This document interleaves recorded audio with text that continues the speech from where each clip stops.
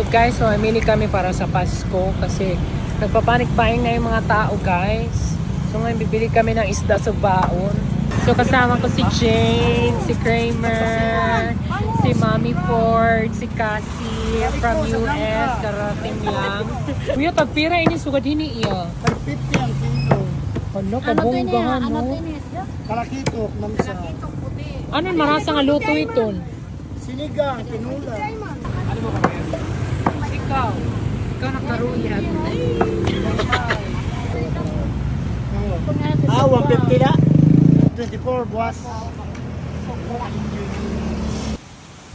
So ayan guys, wala na muna ngayon voice over kasi may hangover pa ako. Lasing na lasing ako kagabi. So ngayon nag-edit na ako kagad kahit alak-alay ng tingog. Ayan, so tulong-tulong lang kaming lahat, magluto, mag-prepare ng lahat-lahat para sa Christmas Eve. So ayan yung nangyari nung Christmas Eve. Kung marami pa kayong tanong, i-comment nyo na lang muna below kasi may hangover talaga ako guys, sakit ng ulo ko. So ayan, after na mag-prepare, na-celebrate na kami with the Ford family and Fox family, diba?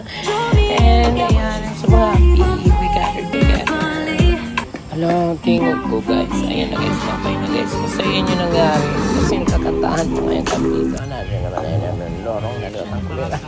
So ayan guys, nag-prepare na kami dyan. Tapos, ayan, sobrang saya kasi kasama ko sila nanay at tatay. Yung pamangking ko na si Char, family ni Kramer 4, si Ate Pasita, Kuya Nox, Cassandra, Ian, at si Ayana, Island Team, and some friends, and si Jay. Thank you so much for visiting and joining.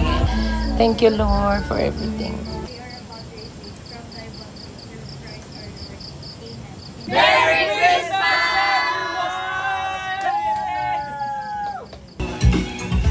Bye-bye! Thank you, Lord.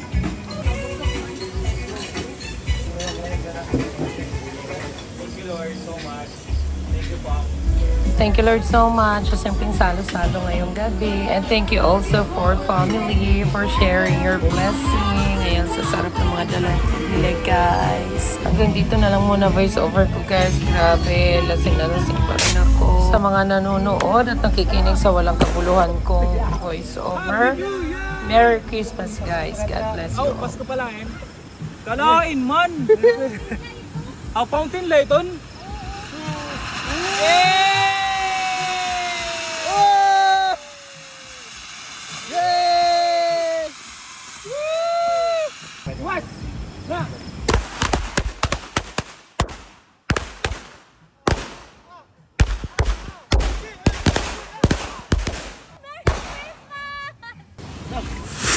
Bye-bye! Pataw!